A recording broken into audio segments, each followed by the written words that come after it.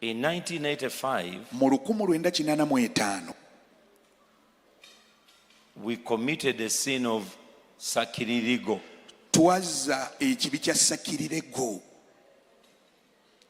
We did a crusade on City Square. Twakola olukuŋŋaana lw'enjiri ku yayitibwanga City Square.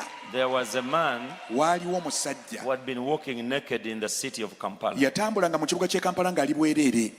They called him Chigozi. Baamuyitanga Kigozi. Naked ng'atambula ali bwereere for years. okumala emyaka n'emyaka. And the people brought him Abantu ne bamuleeta to Miracle Center. ku Miracle Center. God healed him. Katonda n'amusumulula Came n'amuwonya. back to his senses. N'addamu okutegeera. And there was a man who was eating glass. Waliwo omusajja alyanga Demons endabirwamu. could come on him and eat glass. Emizimu nga as gimwambala food. n'alya endabirwamu And there was ng'emmere. no bleeding. Naye nga tavaamu yadde omusaayi He n'aka. too was delivered. Naye yasumululwa. So we took them Ne tubakwata on Kampala City Square, ne tubatwala ku which yayitibwanga is City now Square. Constitutional Square, Kati eyitibwa Constitutional Square. to testify. Bawe obujulizi.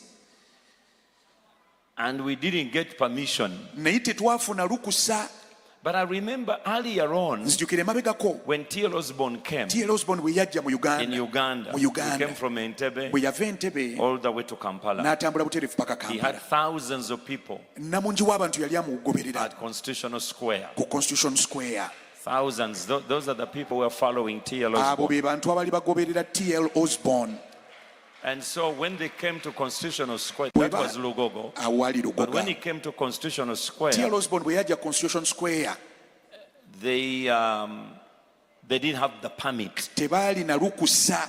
1985 February. Omwezi They didn't have the permit. ogw'okubiri So they wanted tebalina to arrest TL. abasirikale ne baagala okukwata T.L. Osborne. So all the organizers Abaali kakiiko akatesitesi went to the ne CPS bagenda ku Central Police Station to explain. okunnyonnyola. And TL Osborne realized he was about to be arrested, T.L. Osborne n'akitegeera banatera but he wanted omukwata to talk to people. naye ng'ayagala kwogera He looked n'abantu for an interpreter, n'anoonya omuvuunuzi and no one was nga there. tewali aliwo. It was only me Nze nzeki yaliwo and Alex Mukulu. ne Alex Mukulu. He asked Alex Mukulu, N'abuuza Alex Mukulu, "Can you interpret?" osobola okuvuunula? Alex said, "No, I can't." Alex Mukulu n'aga sisobola. So he turned to me and said, "Can you?" I said, "I N'ankyukira will n'anga try." osobola. Ne muganja gezaako. That's how I became a T.L. Osborne interpreter. Bwentyo bwe nafuuka omuvuunuzi wa T.L. Osborne. Okay, now you are knowing the story. Kati mutegedde olugero. Let me put it forward. Ka ŋŋende mu maaso. So when in November, Mu mwezi ogw'ekkumi n'ogumu 1980, no, before November, nga it tetunna- was in June, mu mwezi ogw'omukaaga April. Ogw'okutaano So we did a ogw'omukaaga. crusade at Clock Tower, at Constitutional Square. crusade aku City Square awo. And I remember vividly, it was me and Joseph Serwada. Nzijukira yali nze n'omusumba Sserwadda. And people were everywhere. Abantu nga babunye buli wamu. And so we declared that Obote's government has been measured and weighed and thrown over. Ne tulangira nti gavumenti y'Obote I think it was in epimiddwa April. It was in just after T.L. Osborne had left, Nga T.L. maybe Osborne March or akagenda. April. awo nga mu So Apuli. they started looking for us. Ne batandika otunoonya abagobye gavumenti y'omukulu. And but of course, you know what happened. Mumanyi ebyaddirira. Fast forward, Bwe tweyongera mu maaso 1986, mu 86 7 comes to power, Museveni n'atwala obuyinza and NRM. ne NRM. And then the other religious leaders Abakulembeze b'amaddiini gali rises up and say, these people are not supposed to be ne here. bagoloka ne bagamba abalokole tebalina kuba wano, They are illegal. bamenya mateeka, They are not supposed to be on TV. tebateekwa na radio. kuba ku TV. Now, my brother David had been on, he has dressed like a reverend Mukulu wange Dawudi ye ng'ayambala ng'omwawule wa Anglican Church in order to be on TV. asobole bambi okubeera ku TV. For us, we refuse. Ffe twagaana okubyambala. We shall say we preach in our Ne jeans. tugamba ffe tujja kubuuliranga mu jjiini zaffe. So the first thing they told Museveni, Kye baasooka okugamba omukulembeze, President Museveni, he said, you need to ban these balokole. weetaaga owere abalokole bano. He said no. N'abagamba nedda. And that's how he started. Bw'atyo bwe yatandika. Now, I want you to hear this. Njagala muwulirize kino.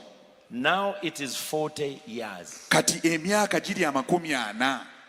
since we received our right to worship. okuva lwe twafuna eddembe lyaffe okusinza Katonda.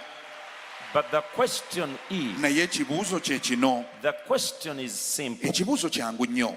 What have we done for 40 years? Ki kye tukozeewo mu myaka gino amakumi We are 40? left with 9 months. Tubuze emyezi 9. We are like the children of Israel. Tulinga abaana ba Isirayiri. We are like the children of Israel. Tulinga abaana ba Isirayiri. They were in the desert for 40 years. Baamala mu ddungu emyaka 40. Do you know that they had a God Okimanyi nti baalina Katonda who could drive the Canaanites out? eyali asobola okugoba Abakanani n'Abafulumya. Moses was still holding a stick Musa yali akyakutte omuggo gwe which could make a way where there's no way. ogwali gukola ekkubo awatali kkubo. I told you we are not supposed to be here. Nabagambye twali ffe tetuteekwa kuba wano ng'abalokole. It is just the grace of God. Naye tuli wano lwa kisa kya Katonda. So my question is, Ekibuuzo kyange kye and you kino. know, Idi Amin was so bad Idi Amin yali mubi nnyo. because he drew the main religions Yasika amadiini amakulu to himself. He n'ageesembereza used them n'agakozesa to report on us. okuwawaabira we balabye omulokole we yenna. That was 1973. Mu 1973. In 1977, 1977 I think it was January, February, mu mwezi ng'ogusooka oba ogwokubiri, he kills the archbishop. Amiini n'atta ssaabalabirizi w'ekkanisa ya Anglikani. You cannot sleep with a snake. Tosobola kwebaka na musota.